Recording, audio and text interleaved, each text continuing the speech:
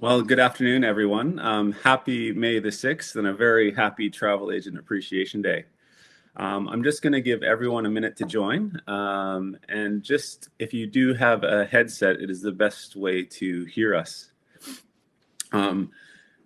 If you can do me a favor, and just as everyone's logging in this morning, if you can just give a quick wave of the hand by clicking on the bottom right-hand side of the screen, or maybe saying good morning in the type box and letting us know what part of Canada you're from and where you're calling in from today for our webinar, that would be amazing. It's great to see so many familiar faces and names attending. All right, I see a lot of showing of hands, so it looks like everyone's good to go. My name is Corey Marshall, and I'm fortunate to be the account director for the Canadian market for the Utah Office of Tourism. And I am joined today live on location by Haley Rogers, who comes to us from Salt Lake City. Actually, just north of Salt Lake City, probably in Ogden. Today is a great opportunity to extend your knowledge for when we are all back in action selling amazing U.S. holiday experiences. This training today is an overview of Utah, and following up on this, we'll be offering a digging deeper into Utah webinar in the first week of June, where we'll dive more closely into the different areas you'll see today. I have been fortunate to have been working with the Utah Office of Tourism for the past 7 years. In that time, I've spent a lot of time traveling around the state, and from what you'll see today, I've been fortunate to ski it, hike it, rappel it, Sundance Film Festival it, road trip it, bike it, family trip it, Utah jazz it, raft it, and then ski it again. After today's webinar, Haley and I are here to help you build itineraries and be the connection between you and your clients and all that Utah has to offer. A couple of housekeeping notes. If you have any questions as we go along, please definitely go ahead and type them in the comment box on the right-hand side, and we'll answer these where possible or at the end of the webinar session. We'll also be available, of course, after the webinar for any additional questions on email. Before we get started today and I turn it over to Haley, I'm going to ask you a couple of questions about Utah. Then I'm going to hand you over to Haley. So with these questions, if I can get you to, rather than to type the answers into the comment box, because that's happened before, if you can just click the answers right on the screen and hit submit button at the bottom, that would be amazing. So question 1 is, have you visited Utah? Yes, you've loved it, or not yet, it's on my bucket list. And then you can scroll down with your mouse. Question 2, have you sold Utah to your clients? Yes or not yet. And question number 3, how would you rate your knowledge of Utah? Is it excellent, good, could be better, or poor? Question 4, have you skied or snowboarded in Utah? Yes, loved it, not yet, it's on my bucket list. So once you've done all 4 questions, if you can hit the submit button at the bottom of the screen, we're going to wait till about 80% of you get completed, at least. It's looking good. All right. Well, what I'm going to do now is I could be your in-market expert after the webinar, but I'm going to turn it over to our resident expert from Utah, Haley Rogers. Haley, over to you. Hi. Thank you. So, yes, we are going to start with a mountain time video. Am I echoing?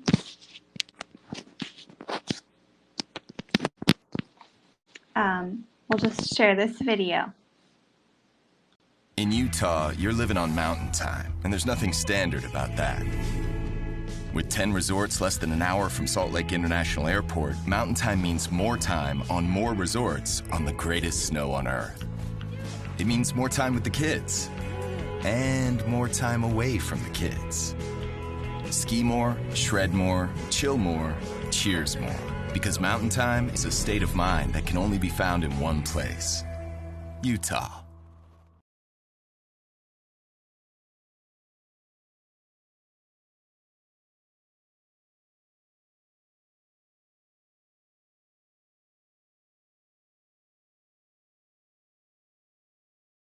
Talk more about ski as we get into it, but I'm going to start off with our presentation now. So here is our beautiful capital city, Salt Lake City. As Corey said, this is where our Utah Office of Tourism is based, and you can see how close we are to the mountains. Let's see. And this is just to give you an idea of where we are located here in the Rocky Mountain West. And as the video showed, it's beautiful, amazing to ski here, but you may wonder why we call it the greatest snow on earth.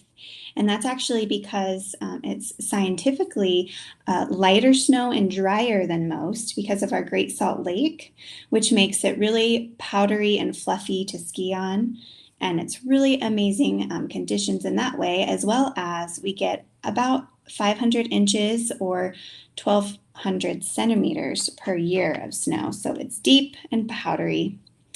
And as the video alluded to, we offer more mountain time because 10 of our ski resorts are actually just within 1 hour from the Salt Lake City International Airport. So you can get on the slopes within an hour from arriving in Utah. And as we show off the whole state, you'll notice that we have our Red Rock in southern Utah. So really unique is that you can actually ski and go into the national parks in winter here, which makes a really unique experience compared to most ski destinations. So the Mighty Five is referencing our 5 national parks. This marketing campaign, the Mighty Five, was started in 2013, and it was actually really successful. So following that, we created the Road to Mighty, and that's really to expand people's trips and interests outside of the national parks and show off our other assets. So really quick, we're going to actually show you that marketing campaign video. You know this road. You've traveled it in your dreams. Artists and adventurers have always traveled here, found their muse in these red canyons. You were made to travel this road.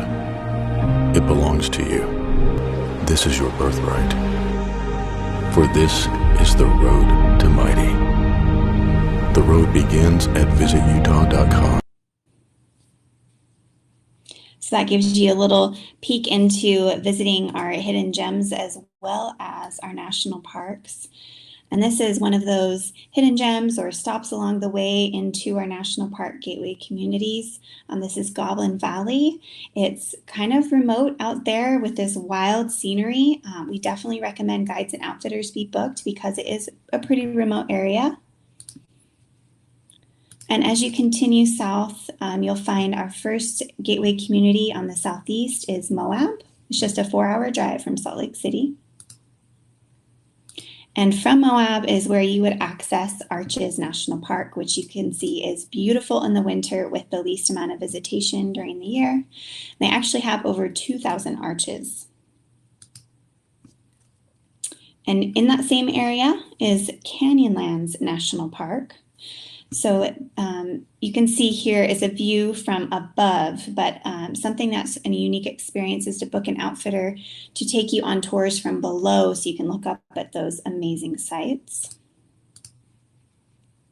And in between Canyonlands and Arches is Dead Horse Point State Park, also in this Moab area. This is where there's great mountain biking trails. They're International Dark Sky Park, so there's great stargazing, and you can actually stay on site at their yurts. So in the general Moab area, outside of the parks and the dark sky stargazing you can do, there's Slick Rock mountain biking, river rafting, and off-roading, some activities outside of the parks. And as you continue south, you'll find the Four Corners area, and that is where Monument Valley is, which is this iconic scene. Some of the activities to do in this area are river rafting. This dark sky park is actually the first internationally designated ever in our nation, or internationally. And then there's more state parks and activities to be booked.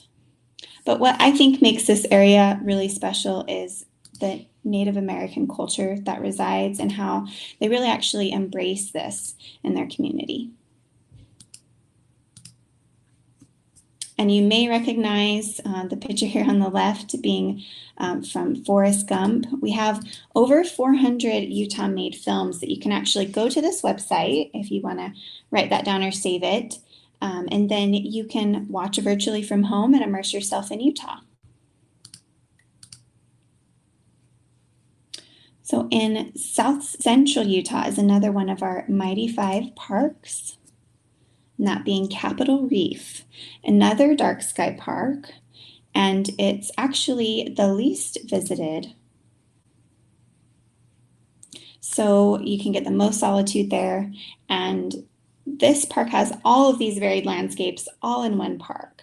So you've got these amazing red rock, you've got the white rock, you've got natural bridges, and you even have this fruit orchard that is part of this pioneer community from the past where they preserved and have actual fruit trees that you can pick fruit off of or get fruit pie or ice cream. Really unique part of this national park. So continuing along the route south, if you take this amazing scenic byway, you'll connect from Capitol Reef to Bryce National Park area. This is one of only 30 in the country that is an all-American road, meaning it's literally one of the most beautiful to drive in America.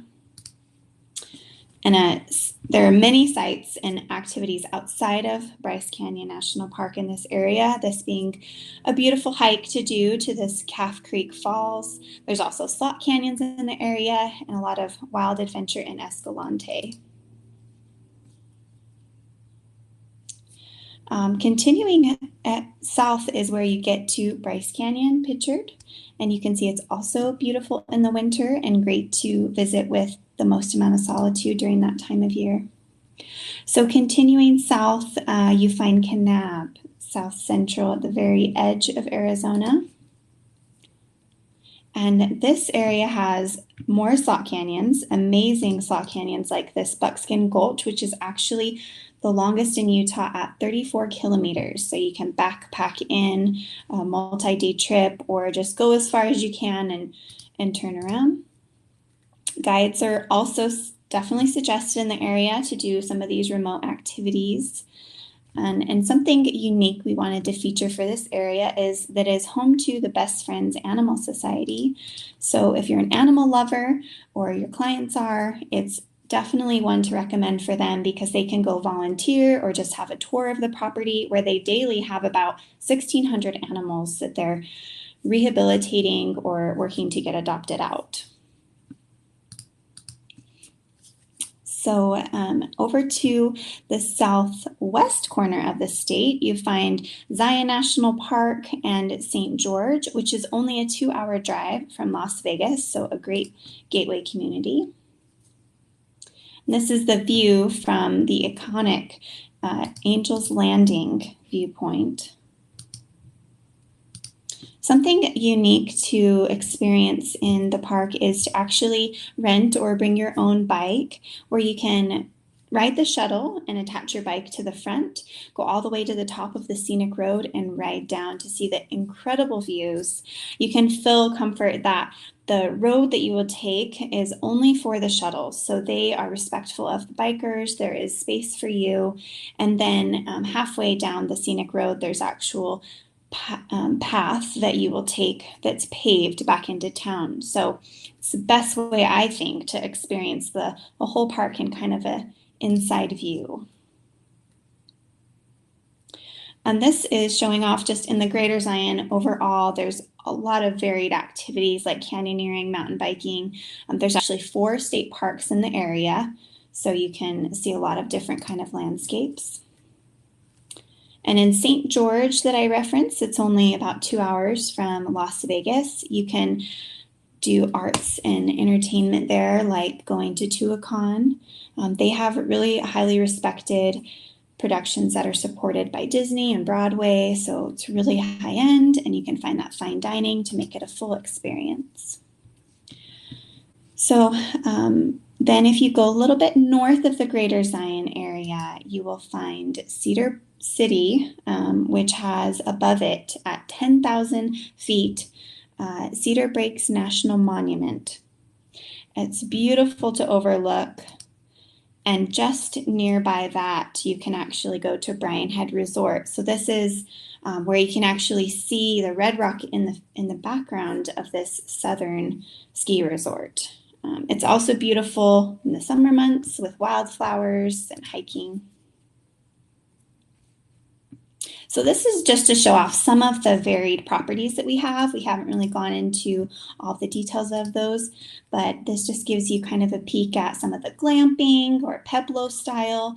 And this Best Friends Roadhouse is brand new, where you can either bring your pet if you were sending road trippers, or you can actually experience one of the pets that needs to be adopted, test it out, or just volunteer to spend time with them from this Best Friends in Kanab.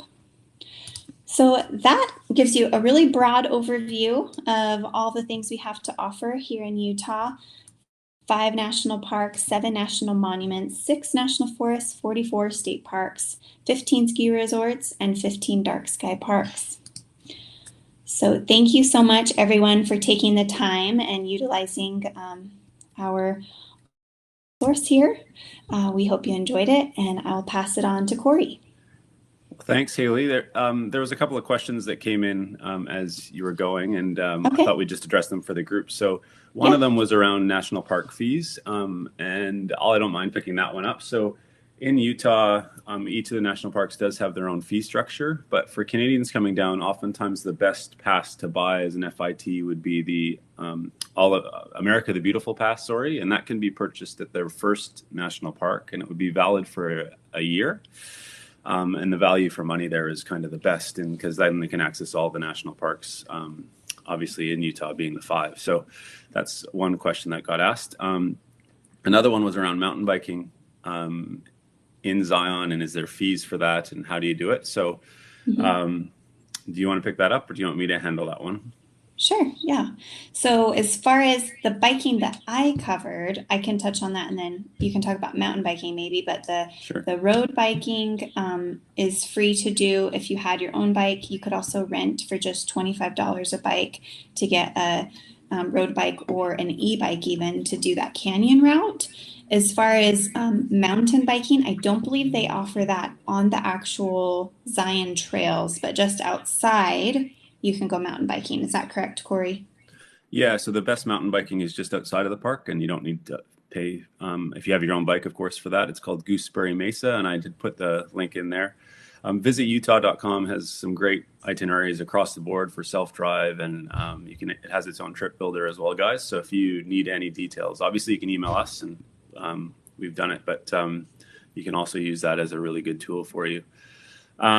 Very good. Well, officially, that will conclude our webinar. However, as I mentioned at the beginning, there's a few extra questions we have at the end, and some two $200 gift vouchers to give away.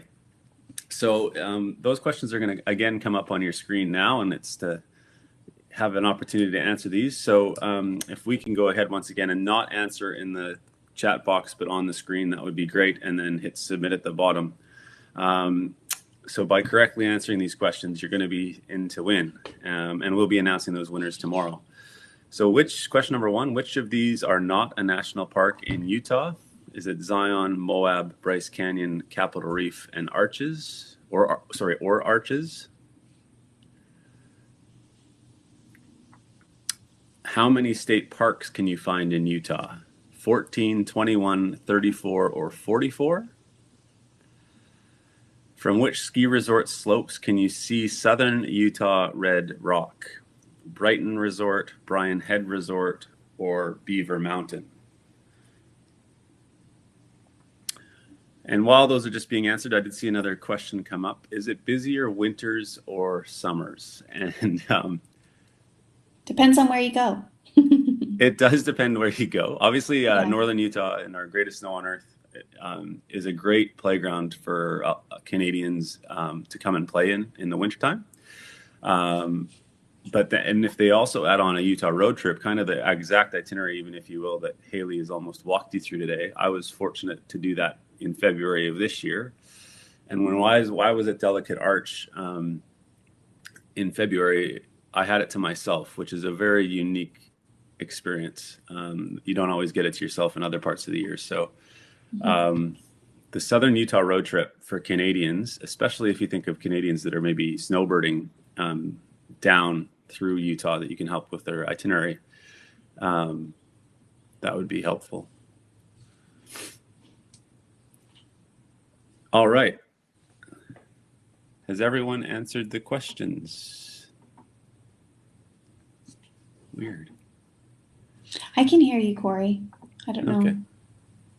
Maybe We will be it's one sending out a person. recording. It's just Q&A. So let's make sure everyone's answered the questions.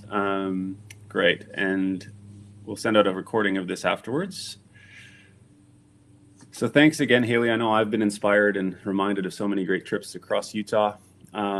As I mentioned, we will be in touch tomorrow with our prize winner announcements and some special food ideas from Utah to perhaps try at home with all of this home cooking we're doing. In the meantime, I'm going to leave you with one final video. Happy May the 6th and happy Travel Agent Appreciation Day. And thank you everyone for your engagement and attendance today.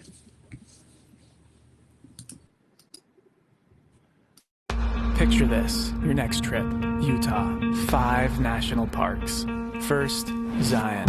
You're walking, the ground rises, the ground drops, the ground becomes water. Next, Bryce. You're riding a mule. You're riding a mule under giant orange drip castles. You are not dreaming. You will not forget this. On to Capitol Reef. Take the scenic route, the really scenic route. Take a path you've never taken and see the stars for the first time. Now for Canyonlands. You're riding a bike. You're riding a bike on Mars. Now you're riding the rapids. Class 2, Class 3, Class 4, Classic. Arches, 5:32 a.m. Some things are worth racing the sunrise for. The horizon lightens. You round the corner. Whoa. This is Life Elevated. The Mighty 5. 5 iconic parks, 1 epic experience. Plan your trip at visitutah.com.